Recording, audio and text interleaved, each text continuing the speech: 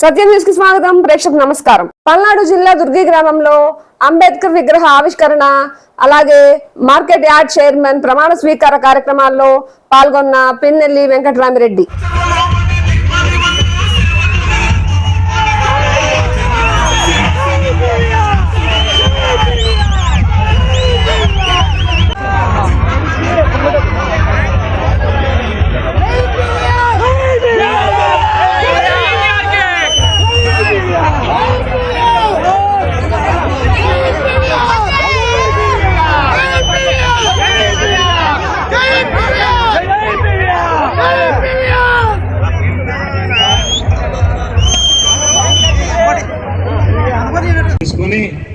ముఖ్యంగా మన నియోజకవర్గానికి సంబంధించి కూడా ఒక కులం మతం అనేటటువంటిది లేకుండా ప్రతి పార్టీకి సంబంధించినటువంటి ప్రతి వారందరికీ కూడా ఈ సంక్షేమ పథకాలను అందించడం కోసం ఎంతో కృషి చేసినటువంటి సందర్భం ఉంది.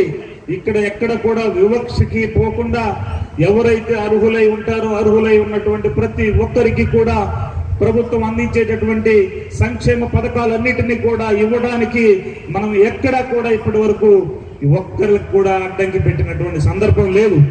ఇక్కడ దాదాపుగా మన నియోజకవర్గంలో దాదాపుగా 93% మంది ఎవరైతే అర్హులై ఉన్నారో వారందరికి కూడా ప్రతి ఒక్క పథకాన్ని మనం అందించినటువంటి ఘనత మనది. మన నియోజకవర్గంలో సంక్షేమ పథకాలకే కాకుండా అభివృద్ధి కోసం మనకిచ్చినటువంటి రోడ్లు అయితేనేమి, మనకిచ్చినటువంటి హాస్పిటల్స్ అయితేనేమి, ఇవన్నీ కూడా మనందరం కూడా చూస్తా ఉన్నాం. ఇక్కడ నేషనల్ హైవేస్ కి సంబంధించి అయితేనేమి, వరకపుడిసెలకి సంబంధించినటువంటి పర్మిషన్స్ అయితేనేమి, ఈ రోజే మేమందరం కూడా అక్కడికి వెళ్ళి భూమి పూజ కార్యక్రమంలో పనులు జరుగుతున్నటువంటి విధానాన్ని కూడా మేము చూడడం జరిగింది. ఆ కార్యక్రమాన్ని కూడా తీసుకొని రానున్నటువంటి 6 నెలల కాలంలో మనం నీళ్లను తీసుకొచ్చుకునేటటువంటి పరిస్థితి ఉంటుంది అని చెప్పేసి ఈ రోజే ఈ ప్రాజెక్టుకు సంబంధించి హై లెవెల్ కమిటీ ముఖ్యమంత్రి గారి ఆధ్వర్యంలో ముఖ్యమంత్రి గారి ఆదేశం ప్రకారం జరిగింది.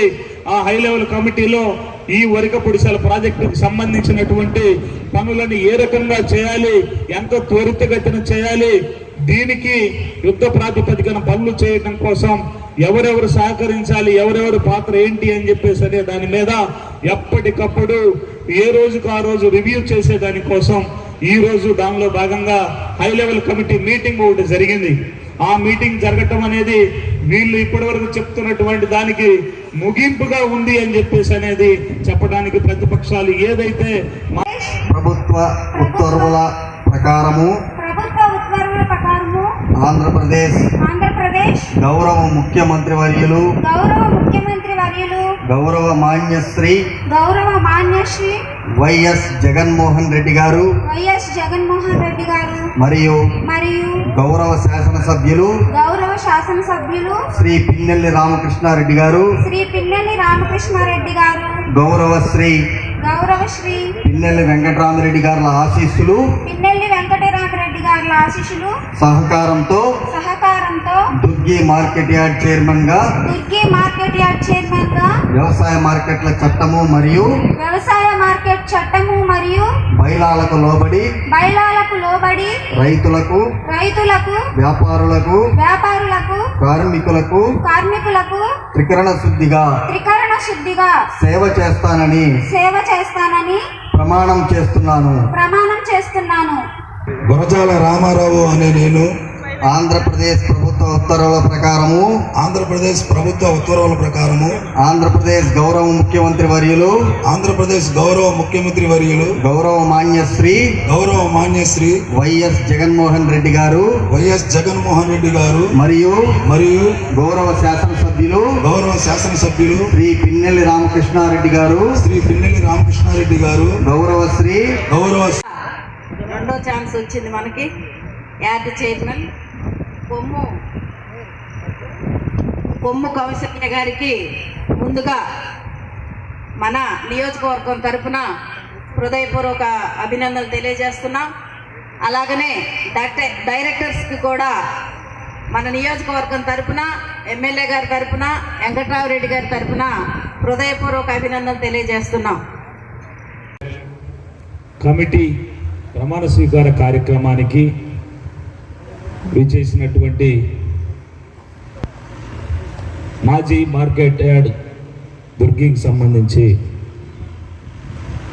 ఇప్పటి వరకు చైర్మన్గా చేసి ఉన్నటువంటి గోపాలన్న గారికి, అలానే జెడ్పీటీసీ సభ్యులు దుర్గి చెట్టిపల్లి యలమంద గారికి, అలానే దుర్గి మండల పార్టీ ప్రెసిడెంట్ ఉన్నం పెద్దబ్బాయి గారికి, అలానే రెండుచింతల మండలానికి సంబంధించి ఎంపీపీ గారికి, మాజీ జెడ్పీటీసీ భాస్కర్ రెడ్డి అన్న గారికి, అలానే కారంపూడి మండలానికి సంబంధించి మండల పార్టీ అధ్యక్షులు మరియు ఎంపీపీలు, ఈ కార్యక్రమానికి విచ్చేసినటువంటి ఎంపీటీసీలు, సర్పంచులు, వైఎస్ఆర్ కాంగ్రెస్ పార్టీ నాయకులు, కార్యకర్తలు అందరికీ కూడా నా హృదయపూర్వకమైనటువంటి నమస్కారాలు తెలియజేస్తా ఉన్నాను.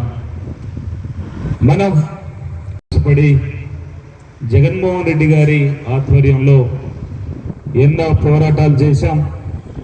జగన్మోహన్ రెడ్డి గారు పార్టీని నిలబెట్టడం కోసం ఎన్నో కష్టాలని, నష్టాలని ఓర్చుకొని ఆయన ప్రజాప్రస్థానం అనేటటువంటి ఒక పాదయాత్ర కార్యక్రమాన్ని తీసుకున్నప్పుడు ఈ రాష్ట్రంలో ఉన్నటువంటి పేదలు, బడుగు బలహీన వర్గాలకు సంబంధించినటువంటి వారందరూ కూడా ఏ రకమైనటువంటి ఇబ్బందుల్ని, కష్టాలను పడతా ఉన్నారో వాటన్నిటినీ కూడా ఆయన క్షేత్రస్థాయిలో పరిశీలించిన తర్వాత వారందరి బాగు కోసం ఏం చేయాలి అని చెప్పేసి అనే దానికోసం ఒక ఎజెండాని తయారు చేసుకుని దాన్ని మేనిఫెస్టోగా రూపొందించి ఆ మేనిఫెస్టోలో ఇచ్చినటువంటి హామీలన్నిటినీ కూడా 99% దాదాపుగా అమలు పరిచినటువంటి వ్యక్తి ఈ భారతదేశ చరిత్రలో ఎవరైనా ఉన్నారా అని చెప్పేసానంటే అది ఒక్క మన జగన్మోహన్ రెడ్డి గారికి మాత్రమే దక్కుతుంది అని చెప్పేసి అని చెప్పడానికి మనందరం కూడా వైఎస్ఆర్ కాంగ్రెస్ పార్టీ సభ్యులుగా గర్వించాలని చెప్పేసి అని చెప్తా ఉన్నాను. ఇప్పటికీ మన పార్టీ 13 సంవత్సరాలు కంప్లీట్ అయి 14వ సంవత్సరంలోకి మనం పరిగెడుతూ ఉన్నాం. ఇప్పటి వరకు మనం అందరం కూడా కష్టపడి పార్టీని ఎంతో బలంగా నిర్మించుకొని ఉన్నాం. మన పార్టీలో ముఖ్యంగా బడుగు బలహీన వర్గాలు, ఎస్సీ, ఎస్టీ, బీసీ, మైనారిటీ సోదరులు, అలానే మహిళా మతలకు కూడా తగినటువంటి ప్రాధాన్యం ఇస్తూ ప్రతి లోకల్ బాడీస్ లో కావచ్చు గాక ఏ నియామకమైనటువంటి నామినేటెడ్ బాడీస్ లో కూడా తప్పకుండా అన్ని కులాలకు సంబంధించినటువంటి మహిళలు తప్పకుండా 50% ఉండాలి అని చెప్పేసి అనే దాన్ని ఒక నిబంధనగా పెట్టుకొని మనం ప్రతి కమిటీలో కూడా ప్రతి చోట కూడా 50% మహిళలని ప్రోత్సహిస్తూ వచ్చాం. దానిలో భాగంగా ఈరోజు మార్కెట్ యార్డ్కి సంబంధించి, దుర్గి మార్కెట్ యార్డ్కి సంబంధించి ఎస్సీ మహిళకి రిజర్వేషన్ కావడం, దానిలో భాగంగా ఈ మార్కెట్ యార్డ్ చైర్పర్సన్ గా కొమ్ము కౌశల్య గారు ఈరోజు ప్రమాణ స్వీకారం చేసి ఉన్నారు. అలానే వైస్ చైర్పర్సన్ గా గురజాల రామారావు గారు మరియు డైరెక్టర్స్ గా బొల్లెద్దుల ఎన్నయ్య గారు, చింత లక్ష్మీ నరసయ్య గారు, కాశమ్మ గారు, బోయిన నరసమ్మ గారు, రామావత్ లక్ష్మీబాయి గారు, మాచర్ల అన్నపూర్ణమ్మ గారు, అలానే బోయిన గోపమ్మ గారు, దేవరకొండ సామ్రాజ్యం గారు, బత్తుల రాజమ్మ గారు, షేక్ సన్నాయిల జానమ్మ గారు, కాయితి వెంకటరెడ్డి గారు, కపిలవారి సూర్యనారాయణ గారు, చింత చిన్న నాగేశ్వరరావు గారు, అలానే చిన్న నరసింహారావు గారు, అలానే ఈ బాడీలోనే పిఎస్సిఎస్ కు సంబంధించి పాలవాయి సొసైటీని కూడా ఇన్వాల్వ్ చేయటం, అలానే ఇక్కడ మార్కెట్ యార్డ్కి సంబంధించి ట్రేడర్స్ గా ఉన్నటువంటి వారు దీనిలో సభ్యులుగా ఉన్నారు. వీరందరి ప్రమాణ స్వీకార కార్యక్రమాన్ని మనం ఇప్పుడు జరుపుకోవడం జరిగింది. ఈ సందర్భంగా ఇక్కడికి విచ్చేసినటువంటి వారందరిని ఉద్దేశించి ముఖ్యంగా మన పార్టీ ఇప్పటి వరకు చేసినటువంటి కార్యక్రమాల గురించి ఒక 2 నిమిషాలు మాట్లాడతాను. నీరు పెట్టబోయేటటువంటి ఆ జన్మభూమి కమిటీల ద్వారా అందిస్తే మన ప్రజలకి ఎంత వరకు చేరతాయో ప్రజలందరూ కూడా ఒకసారి ఆలోచన చేసుకోవాలని చెప్పేసి అని చెప్తా ఉన్నాను.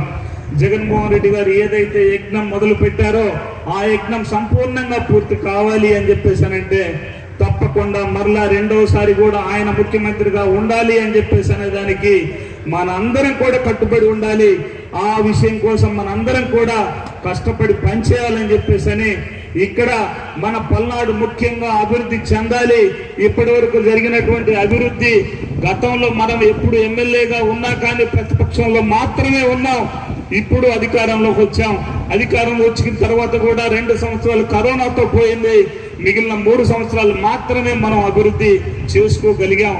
మనం కూడా చేసుకోవాల్సినటువంటి అభివృద్ధి కార్యక్రమాలు ఇంకా మిగిలి ఉన్నాయి. కాబట్టి మరలా మనం కూడా తప్పకుండా ఇక్కడ 5వసారి గెలిచి ఈసారి మంత్రివర్గంలో స్థానం కల్పించబోతా ఉన్నారు. కాబట్టి మరింత మెరుగ్గా మనం అభివృద్ధి కార్యక్రమాలను మనం చేసుకోవచ్చు అని చెప్పేసి అని ఈ సందర్భంగా మీ అందరికీ వివరిస్తూ చెప్తా ఉన్నాను. మనకి ఇక్కడ బీసీ యాదవ్ వర్గానికి సంబంధించినటువంటి అనిల్ కుమార్ యాదవ్ అన్న ఎంపీగా కంటెస్ట్ చేస్తా ఉన్నారు. ఆయన్ను కూడా మనం ఘనమైనటువంటి మెజార్టీతో గెలిపించాలి. యాదవ్ సోదరులారా ఒకసారి ఆలోచన చేయండి. అనిల్ కుమార్ యాదవ్ గారిని మన మీద నమ్మకంతో, మన పల్నాడులో మీద నమ్మకంతో ఇక్కడికి పంపించారు. ఆయన్ని కూడా తప్పకుండా బలపరిచి గెలిపించాల్సినటువంటి బాధ్యత మీ అందరి మీద ఉంది. ముఖ్యంగా వైఎస్ఆర్ కాంగ్రెస్ పార్టీ నాయకులు, కార్యకర్తలైనటువంటి వారికే కాకుండా తెలుగుదేశంలో ఉన్నటువంటి యాదవ సోదరులు కూడా ఒకసారి ఆలోచన చేయండి. మీ సామాజిక వర్గానికి ఎవరైతే ఎక్కడైనా అవకాశం ఇచ్చారో అది ఒక జగన్మోహన్ రెడ్డి గారు మాత్రమే ఇచ్చారు. ఎన్ని అవకాశాలు ఇచ్చారో, ఎన్ని ఎంపీ సీట్లు ఇచ్చారో, ఎన్ని ఎమ్మెల్యే సీట్లు ఇచ్చారో ఒకసారి మీరు బేరీజు వేసుకోండి. ఎవరు మీ కోసం, మీ వర్గం కోసం కట్టుబడి పనిచేస్తున్నారో వారి యొక్క మంచి కోసం మీరు బాగుపడండి, మంచి కోసం మీరు పాటుపడండి, మంచి కోసం మీరు అండగా నిలబడాలి అని చెప్పేసి మీ అందరినీ కూడా ఈ సందర్భంలో కోరుతా ఉన్నాను. మన నియోజకవర్గానికి సంబంధించి ఒక నాయకుడు వచ్చాడు. ఆ నాయకుడు ఎప్పుడు కూడా ఏం చూస్తా ఉన్నాడు అని చెప్పేసి అంటే మనం పచ్చగా ఉండకూడదు. మన ఊర్లలో మనం తగాదులు పెట్టుకోవాలి. మనం తగాదులు పెట్టుకొని మనం నాశనం కావాలి. ఒకడు నాశనం అయితే ఒకడు చచ్చినట్టు నా పక్కనే ఉంటాడు.